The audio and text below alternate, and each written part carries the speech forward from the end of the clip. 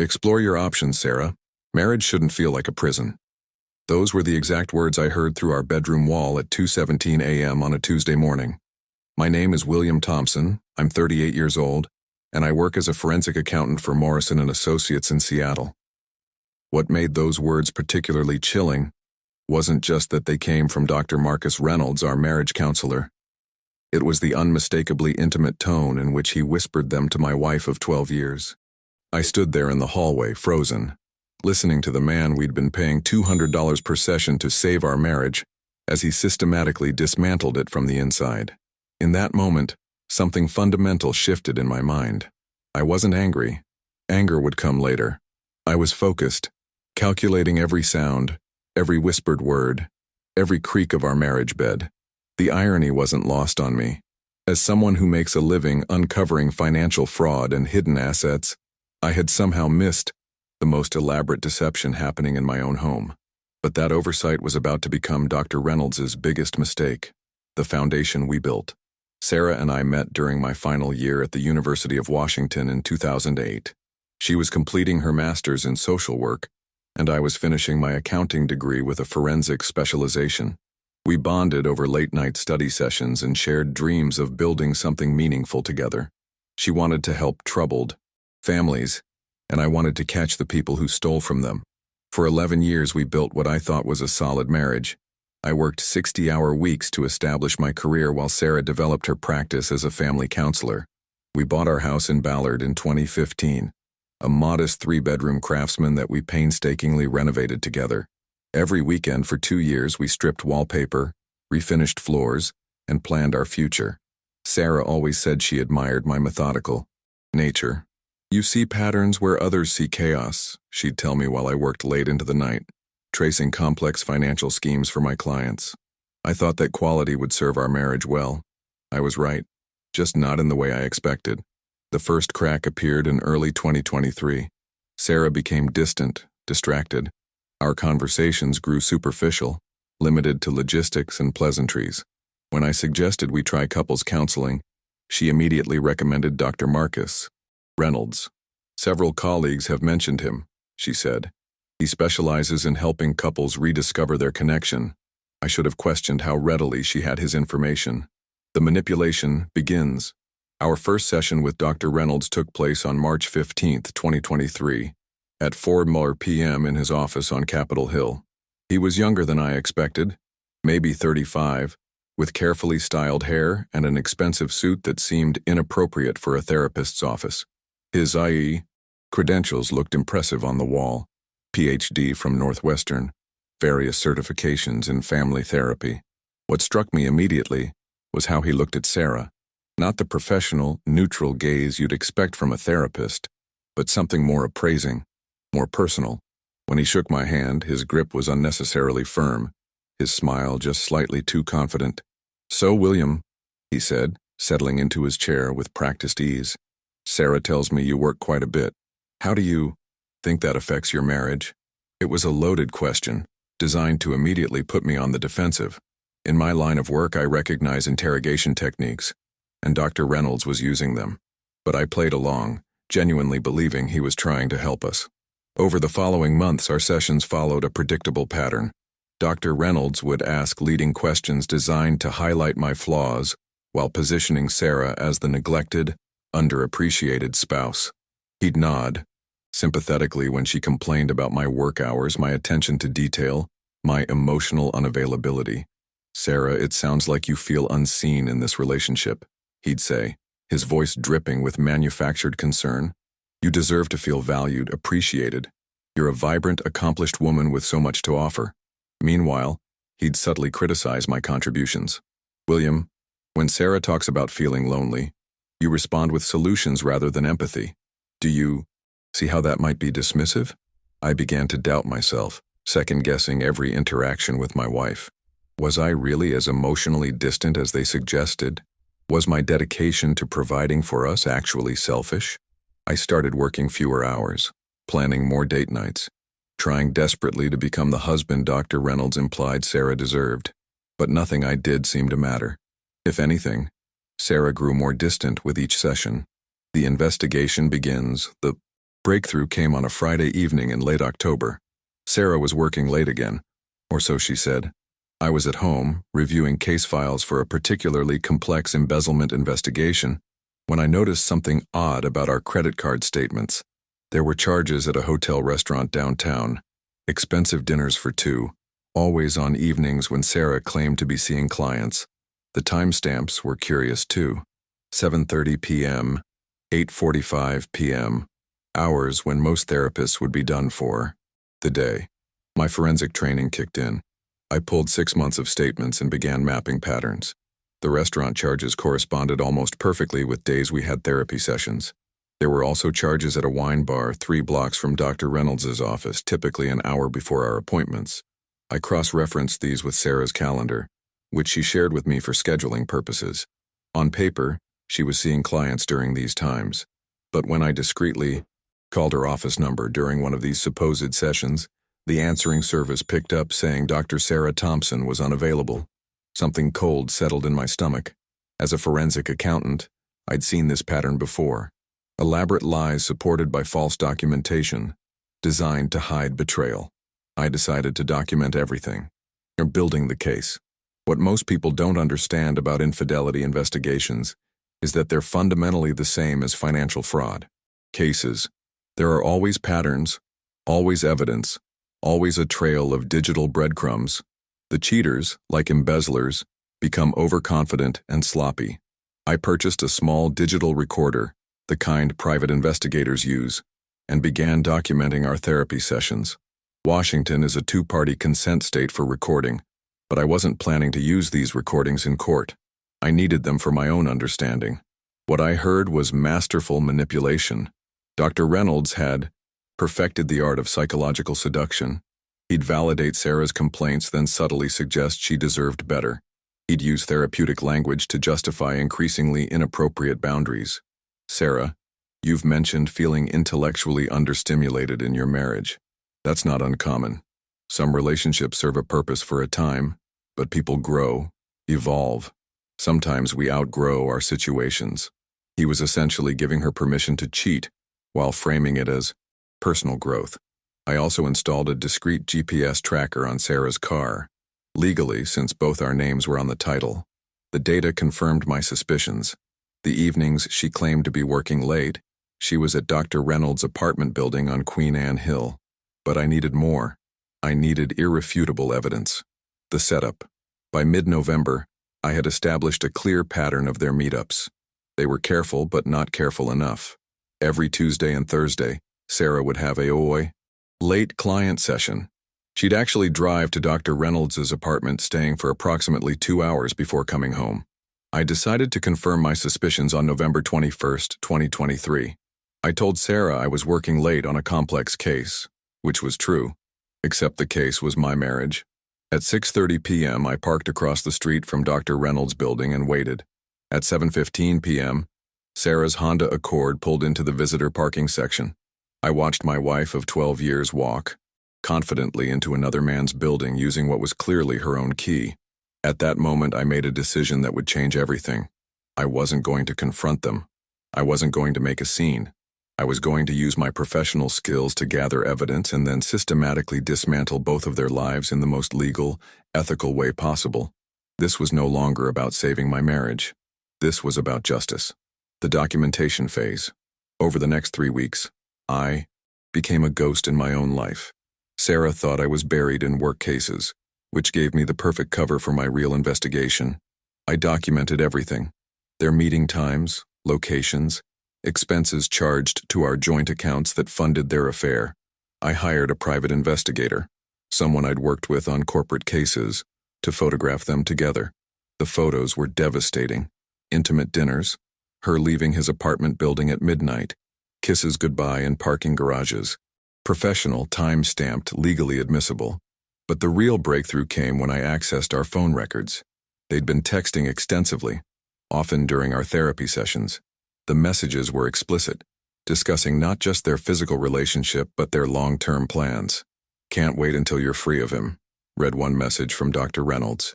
"You deserve so much more than a workaholic who doesn't appreciate you." Sarah's responses were equally damning. "I'm tired of Pretending to love someone who bores me. You make me feel alive again. Most shocking were the messages discussing our therapy sessions. They were essentially planning how to manipulate our counseling to push me toward divorce. Dr. Reynolds would tell Sarah exactly what to say to make me look emotionally unavailable, while positioning himself as the understanding alternative. I printed everything, organized it chronologically, created a comprehensive timeline that would make any prosecutor proud. But I wasn't done. I wanted to understand the full scope of their deception, the professional investigation. Using my connections in the financial world, I quietly investigated Dr. Reynolds' practice. What I found was disturbing beyond just my personal situation. Dr. Marcus Reynolds had been married twice before. Both marriages ended in divorce, with his ex-wives citing adultery. In both cases, the other women had been his clients or relatives of clients. There was a pattern of predatory behavior disguised as professional care. I discovered he had previous complaints filed with the Washington State Health Department, all involving inappropriate relationships with clients or their spouses. Somehow, he'd managed to avoid serious consequences, likely through careful legal maneuvering and confidential settlements. I also found financial irregularities. Dr. Reynolds was billing insurance companies for sessions that never occurred, using the time to conduct his affair with Sarah. He was essentially stealing from insurance providers to fund his seduction scheme. In forensic accounting, we call this layered fraud, multiple illegal activities supporting a primary scheme. It was sickeningly elegant and completely prosecutable. The trap is set. By December 15th, I had enough evidence to destroy both their lives legally and professionally, but I wanted them to know it was coming. I wanted them to understand that their manipulation had failed completely. I scheduled what would be our final therapy session for December 18th at 4 p.m. I told Sarah I wanted to really commit to fixing our marriage, and that I had some important things to share with Dr. Reynolds about our relationship. Neither of them suspected anything. In fact, they seemed pleased that I was finally opening up to the process. That morning, I visited an attorney, someone who specialized in divorce and professional malpractice. I also made appointments with both the Washington State Health Department and the Insurance Fraud Division of the State Attorney General's office. Everything was in place. The final session. I arrived at Dr. Reynolds' office that Tuesday afternoon, carrying a leather portfolio that Sarah assumed contained work documents. In reality, it held 6 months of evidence documenting their affair and his professional violations. "William," Dr. Reynolds said with his practiced smile, "Sarah mentioned you. Have some insights to share today. I'm glad you're engaging more deeply with this process." I looked at both of them, my wife of 12 years, and the man who had systematically destroyed our marriage for his own gratification. They sat there so confident, so certain they had manipulated me perfectly. "I do have some insights," I said calmly, opening my portfolio. "I've learned a great deal recently about patterns of deception, professional ethics violations, and insurance fraud." Change in the room was immediate. Sarah's face went pale. Dr. Reynolds' confident smile faltered. "I'm not sure what you mean," he said, but his voice had lost its smooth professional tone. I placed a photo on the coffee table between us, one of them kissing outside his apartment building the previous Thursday. This was taken at 11:47 p.m. on December 14th, approximately 4 hours after Sarah told me she was working late with a difficult client. Sarah started to speak, but I held up my hand. "Please don't. I have recordings of you both discussing your relationship, including messages about how to manipulate these therapy sessions to push me toward divorce." Dr. Reynolds stood up abruptly. "This session is over. You're obviously having some kind of breakdown, and I can't." "Sit down, Marcus." I used his first name deliberately, abandoning the professional pretense. "I'm not finished. You see, I've spent the last 2 months building a comprehensive case against both of you. Sarah, you've been using our joint credit cards to fund this affair. Money that legally half belongs to me. That's theft." I placed another document on the table. "Dr. Reynolds, you've been billing insurance companies for sessions that never occurred. You've been conducting an intimate relationship with a client's spouse using therapy as cover. You've done this before, with at least 3 other couples." The silence in the room was deafening. "Here's what's going to happen," I continued, my voice steady and calm. Tomorrow morning at 9 a.m. I have a meeting with the State Health Department to file formal charges against your license, Marcus. At 10 a.m. I meet with insurance fraud investigators. At 11 a.m. I file for divorce, Sarah citing adultery and financial impropriety. Dr. Reynolds sank back into his chair. You can't prove. I can prove everything. I pulled out a thick folder. 6 months of phone records, GPS tracking data, credit card, statements, photographs, recorded conversations. You both became sloppy because you thought you were manipulating someone who wasn't paying attention. Sarah finally found her voice. Will, we can work this out. We can... No, we can't. I looked at her with something approaching pity. You chose to destroy our marriage with the help of someone who specializes in manipulating vulnerable people. There's no coming back from that. The consequences begin. I left that office and never looked back. Within 72 hours, the dominoes I'd carefully arranged began falling exactly as planned. The State Health Department moved quickly on Dr. Reynolds' case. With the evidence I provided, they had no choice but to immediately suspend his license pending a full investigation. The insurance fraud case was referred to the prosecutor's office within a week. Sarah tried calling repeatedly, leaving voicemails that ranged from apologetic to angry to desperate. I didn't respond to any of them. My attorney handled all communications. Dr. Reynolds made one crucial mistake. He tried to contact me directly, presumably to negotiate. He left a voicemail offering to disappear from Sarah's life if I would withdraw my complaints. That voicemail became additional evidence of consciousness of guilt. The divorce proceedings moved swiftly. Washington is a no-fault state, but adultery affects asset division, and the evidence I presented was overwhelming. Sarah's attorney advised her to agree to my terms. I kept the house, my retirement accounts, and received a substantial portion of her assets, including her practice buyout. But the real justice was watching Dr. Reynolds' life unravel. The full investigation unfolds. Once the State Health Department began digging, they discovered I was just the tip of the iceberg. Dr. Reynolds had been systematically seducing clients and their spouses for years, using his position of trust to manipulate vulnerable people seeking help. 4 other couples came forward with similar stories. In each case, Dr. Reynolds had used therapy sessions to identify relationship weaknesses, then exploited them for his own purposes. 2 of his previous wives had actually been clients before they divorced their husbands to marry him. The insurance fraud investigation revealed he'd been overbilling for years, claiming sessions that never occurred, and billing for services he wasn't qualified to provide.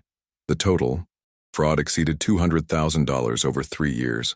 By February 2024, Dr. Marcus Reynolds had lost his license permanently, faced criminal charges for fraud, and was being sued by multiple former clients. His practice collapsed, his assets were frozen, and he was looking at potential jail time. Sarah's life imploded as well, though more quietly. Word spread quickly in Seattle's tight-knit therapy community about her role in the scandal. Her practice lost several major contracts with family service organizations.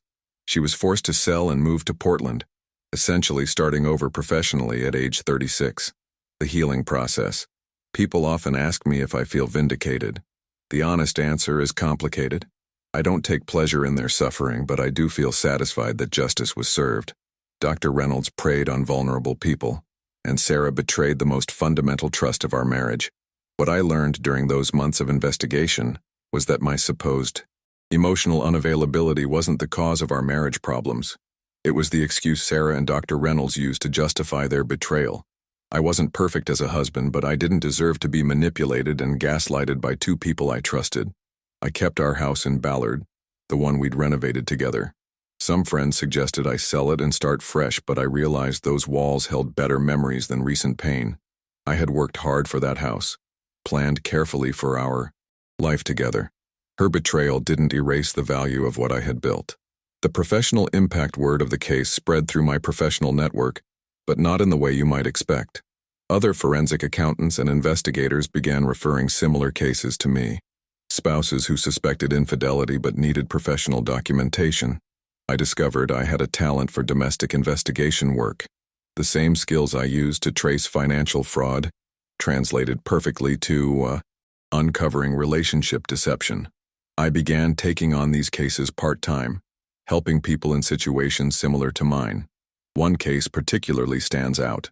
A woman named Jennifer contacted me in March 2024. Her husband had been insisting they try couples counseling with a specific therapist. Someone he'd heard was excellent with communication issues. The therapist was young, attractive, and seemed unusually interested in their intimate details. Using the same techniques I'd applied to my own situation, I helped Jennifer document a pattern nearly identical to what I'd experienced. The therapist was having affairs with multiple male clients, using therapy sessions to identify vulnerable men and seduce them away from their wives. We caught them, documented everything, and Jennifer filed complaints that ended the therapist's career. She thanked me for helping her avoid the years of manipulation I'd endured. "You saved my marriage," she told me. "It felt good to use my painful experience to help someone else." New relationships, new perspectives. By the summer of 2024, I began dating again. I was cautious, particularly about therapists, counselors, or anyone in the mental health field. The irony wasn't lost on me. I met Rebecca at a forensic accounting conference in Denver. She was a prosecutor specializing in white-collar crime, and we bonded over war stories from complex fraud cases. She was divorced too. Her ex-husband had been embezzling from his law firm's client trust account. "We are both professionally suspicious people," she joked over dinner our third night together. "We see deception for a living." That shared understanding became the foundation of something real. We both valued honesty, documentation, and clear communication. We'd both been betrayed by people we trusted, and we understood the importance of transparency. Rebecca moved to Seattle in November 2024, and we've been building something genuine together. She appreciates my methodical nature, my attention to detail, the same qualities Sarah had complained about to Dr. Reynolds. "You're not emotionally unavailable," Rebecca told me one evening as I organized case files. "You're emotionally careful. There's a difference." Lessons learned. Looking back on that period, I realized the most important lesson wasn't about trusting others. It was about trusting myself. I had ignored my instincts when something felt wrong about Dr. Reynolds. I had accepted Sarah's criticisms at face value instead of questioning their validity. My forensic training taught me to follow evidence, but somehow I'd failed to apply that same rigor to my personal life. I'd allowed two manipulative people to convince me that my perceptions were wrong, that my reactions were inappropriate. Never again. I also learned that sometimes the most loving thing you can do is document everything. If I had confronted Sarah immediately when I first suspected something, she and Dr. Reynolds would have found ways to gaslight me, to make me question my own observations. By gathering overwhelming evidence first, I removed their ability to manipulate the narrative. The other couples who came forward after Dr. Reynolds' license was suspended thanked me repeatedly for creating the documentation that supported their own complaints. Some had suspected their therapist was inappropriate, but hadn't known how to prove it. The wider impact. The case attracted attention beyond Seattle. The Washington State Health Department used it as a training example for identifying therapeutic boundary violations. Several psychology programs incorporated the case study into their ethics courses. A journalist from the Seattle Times wrote an investigative piece about therapist misconduct, using Dr. Reynolds as the central example. The article led to policy changes in how complaints against mental health professionals are investigated. Most satisfying was learning that other states' licensing boards had flagged Dr. Reynolds' information, making it nearly impossible for him to practice anywhere under his current identity. His career in manipulation was over. Financial recovery. The financial aspect of the divorce worked out better than expected. Sarah's practice had been more valuable than I knew, partly because she'd been billing insurance companies for legitimate sessions while Dr. Reynolds billed for fake ones. The contrast actually worked in my favor during asset division. I also sued Dr. Reynolds civilly for intentional infliction of emotional distress and interference with marriage. His insurance company settled quickly rather than face trial with the overwhelming evidence I'd gathered. The settlement covered my legal costs and provided a substantial additional recovery. By the end of 2024, I was financially better off than I'd been during my marriage. The house was paid off, my retirement, accounts had recovered, and the civil settlement had provided a nice cushion for the future. Money wasn't the point, but financial stability provided security and options. I could afford to be selective about work, taking only cases that interested me. I could travel, pursue hobbies I'd neglected, invest in my relationship with Rebecca. Professional growth. The investigation skills I'd developed during the Reynolds case made me better at my regular work. I found myself noticing patterns more quickly, asking better questions, building stronger cases for my corporate clients. My success rate on complex fraud investigations improved dramatically. Other forensic accountants began referring their toughest cases to me, knowing I had the patience and methodical approach necessary for long-term investigations. I was promoted to senior partner at Morrison & Associates in January 2025, largely based on the reputation I'd built for thorough, unshakable case development. My personal experience with deception, painful as it was, had made me professionally invaluable. During the final confrontation, I ran into Sarah exactly 1 year after our final therapy session, at a coffee shop in Ballard near our old house. She looked smaller somehow, less confident. Portland hadn't been kind to her professionally. "Will," she said, approaching my table hesitantly. "Could we talk for a moment?" I gestured to the chair across from me. After everything we'd been through, I was curious what she had to say. "I wanted to apologize," she began. "What I did was wrong. How I did it was wrong. I let Marcus convince me that our marriage was broken beyond repair, but I should have talked to you directly." I studied her face, looking for signs of manipulation, but saw only regret. "Do you understand that he did the same thing to other couples? That you weren't special to him? Just useful?" She nodded, tears starting to form. "I know. I testified in one of the other cases. He had a pattern, a system. I was just another conquest. The hardest part," I told her, "wasn't discovering the affair. It was realizing how little respect you had for me. You let him convince you I was inadequate, instead of fighting for what we built together." "I know," she whispered. "I threw away 12 years for someone who saw me as a challenge to conquer. I lost everything that mattered." We sat in silence for several minutes. Finally, she asked, "Are you happy now?" "I am," I said, and meant it. "I'm with someone who values the same things I do. Someone who appreciates dedication and loyalty instead of seeing them as flaws." Sarah nodded sadly. "I heard you're getting married again." "In June," I confirmed. Rebecca and I had gotten engaged the previous month. Small ceremony, just close friends and family. "I'm glad," Sarah said, and I believed she meant it. "You deserved better than what I gave you." She left after that, and I never saw her again. It felt like closure, finally putting the betrayal completely in the past. Reflection and moving forward. As I write this, sitting in the kitchen of the house Sarah and I once shared, now decorated with Rebecca's books and case files alongside mine, I'm struck by how completely my life has changed. The betrayal that felt like the end of everything became the beginning of something better. I learned that my methodical nature, my attention to detail, my insistence on evidence and documentation, the qualities Sarah criticized, were actually my greatest strengths. They allowed me to uncover the truth, protect myself legally, and build a case for justice. More importantly, they attracted someone who values those same qualities. Rebecca and I work on cases together sometimes, combining forensic accounting with prosecutorial strategy. We understand each other's professional demands, support each other's dedication to uncovering truth, and never take our honest communication for granted. The house in Ballard holds new memories now. We've added a home office where we can work on complex cases together. We've turned Sarah's former craft room into a library for our law and accounting references. The kitchen where I once ate silent dinners with my distant wife now fills with laughter and conversation. The ultimate lesson. People sometimes ask if I'd do anything differently, knowing what I know now.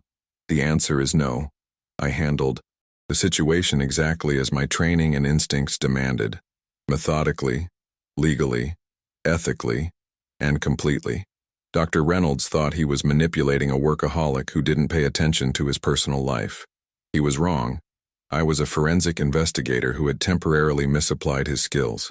Once I focused those skills on my marriage, the outcome was inevitable. Sarah thought she was married to someone who took her for granted, someone who valued work over relationships. She was wrong too. She was married to someone who valued honesty, loyalty, and building something meaningful together. When she abandoned those values, she lost someone who would have spent a lifetime protecting what we had built. The real justice wasn't in their professional destruction or financial consequences. It was in proving that careful, methodical, honest people don't finish last. They finish completely. Sometimes karma needs documentation. Sometimes justice requires patience. And sometimes the best revenge is simply being thorough enough to ensure the truth comes out completely. Dr. Marcus Reynolds lost his license 72 hours after I submitted my evidence.